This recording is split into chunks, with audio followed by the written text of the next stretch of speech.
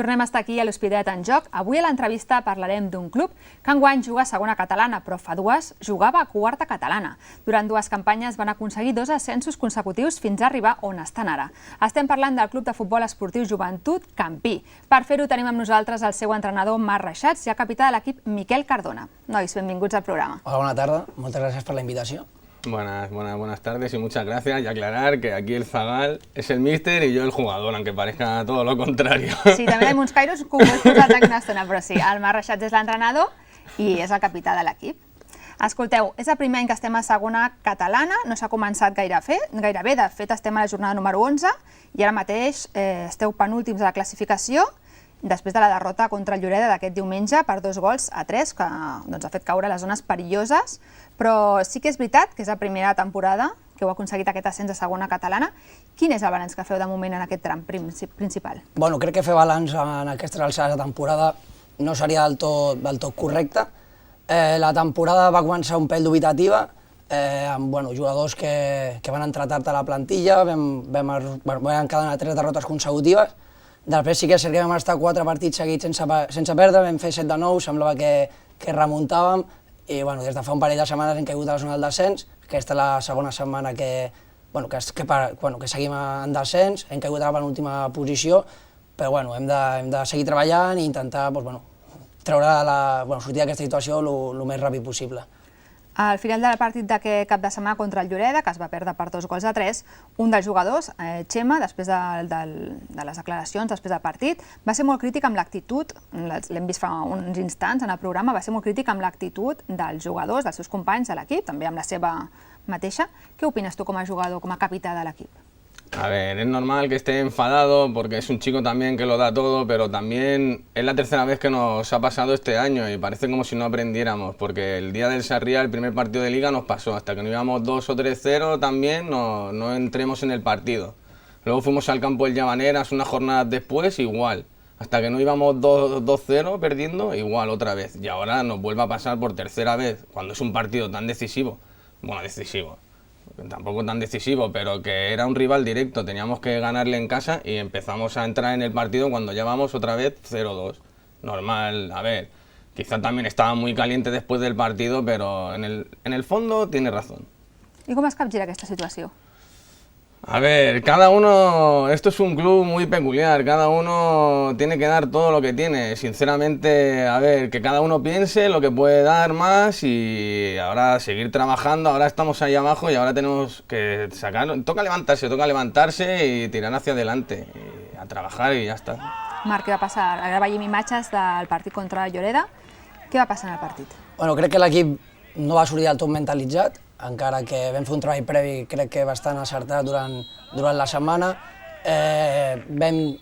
Podríem dir, tirar 25 minuts de la primera part, on vam encaixar aquest 0-2, i arran del 0-2 l'equip va entrar en el partit, vam començar a interpretar una miqueta més el que ens demanava, el que exigia el partit, i a partir d'aquest minut 25 l'equip va ser superior, jo crec que en totes les fases. La segona part vam generar 4 o 5 accions de perill, i al final, el partit es perd, el partit no podríem dir que és un fracàs, però sí que es va perdre una bona oportunitat per treure diferència a un equip de la part baixa i de la nostra lliga.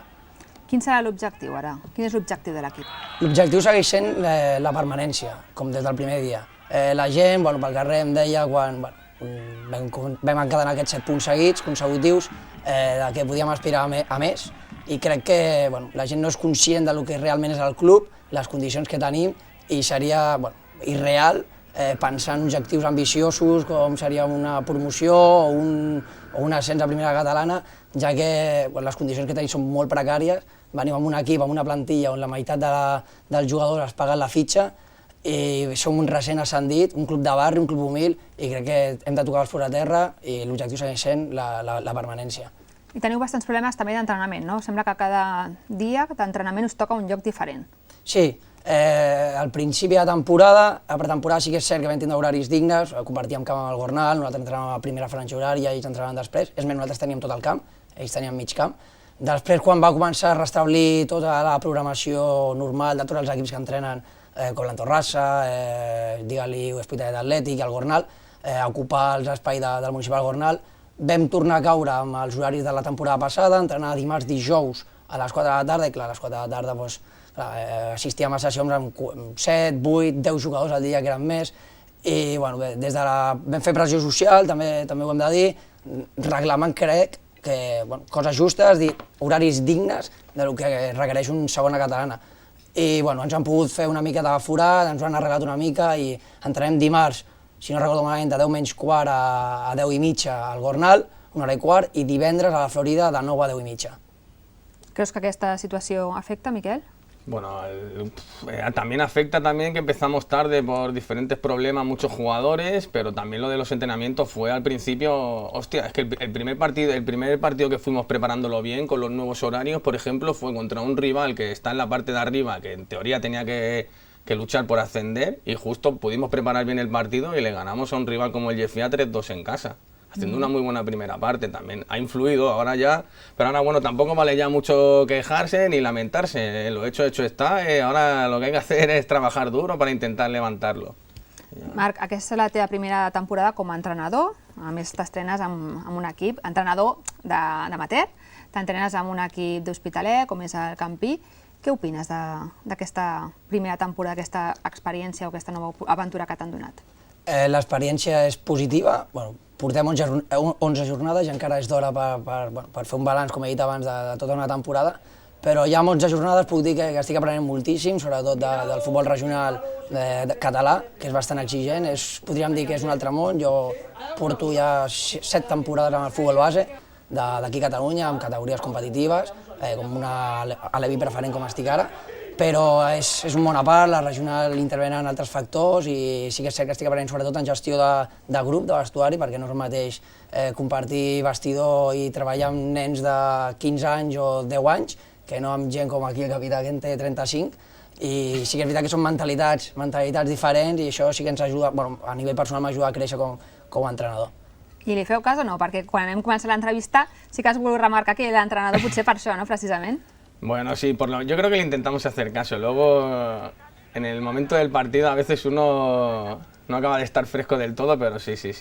La verdad que sí, intentamos hacerle caso y un buen míster. Miquel, ets el capità de l'equip. Dèiem que fa 2 temporades, que porteu 2 temporades consecutives aconseguint ascensos i tu precisament estaves en aquell equip, en l'equip que va aconseguir aquests 2 ascensos. Van ser 2 temporadas históricas. Sí, la verdad que sí, es que es lo que dice él, es un equipo sin presupuesto, entonces aquí quien viene a jugar a este equipo no se pone una ropa de entreno, no, aquí cada uno viene con su ropa de entreno, se la lava él, entonces ¿qué pasa? No es solo venir y jugar, es un poco más de exigencia, algunos jugadores nos pagamos la ficha, ¿qué pasa? Coincides, que reúnes un grupo bueno y con un ascenso a tercera catalana, y ese mismo bloque lo refuerzas un poco, viene gente con calidad, y sin que nadie se lo esperara, segunda catalana, otro ascenso. Entonces, pues la verdad que sí, histórico y bueno, que lo disfrute toda la gente del barrio, que se lo merecen después de tantas cosas que no han sido positivas para ellos. Exacte. La propera setmana us toca contra un equip de la part mitja, l'Europa. Com veieu aquest partit? Home, l'Europa no és, bueno, ara sí que està estructurat a la part mitja, però fa un parell de jornades estava per sota nostra, encadena 2 victòries consecutives. És un equip amb gent molt jove, que té un estil de joc bastant associatiu, juga al Nou Sardenya, unes dimensions del camp bastant grans, i serà un partit complicat per nosaltres, però, visto lo visto, com aquí diu, el partit que vam fer al Camp de la Grama, amb un rival superior, amb un camp encara més gran que el Sardenya, vam competir-li de tu a tu, i fins al final vam estar a punt de rascar un punt. Crec que el partit podem sumar 3 punts i hem d'anar amb aquesta mentalitat per guanyar, perquè sí que és veritat que no es va la vida, com aquí diu. Marc Reixats i Miquel Cardona, moltíssimes gràcies per estar aquí avui amb nosaltres. Us desitgem molta sort pel que queda de temporada i que aconsegueixi aquest repte de mantenir la categoria que us ho mereixeu. Moltes gràcies. Muchas gracias a vosotros. Doncs res, és el moment de finalitzar l'Hospitalet en Joc d'avui. Recordeu que el proper diumenge a les 12 del migdia l'Hospi de Futbol juga a casa contra el Gavà i el mateix diumenge a 3:15 l'Hospi de Bàsquet rebrà l'Aceitunes de Morón al pavelló del centre, un partit que també el podreu veure per videostreaming pel portal d'aquesta casa. I recordeu que si voleu tornar a veure aquest programa ho podeu fer a la pàgina dels mitjans de comunicació de l'Hospitalet. Ara sí que tingueu una molt bona setmana. Us esperem el proper dilluns. Fins aviat.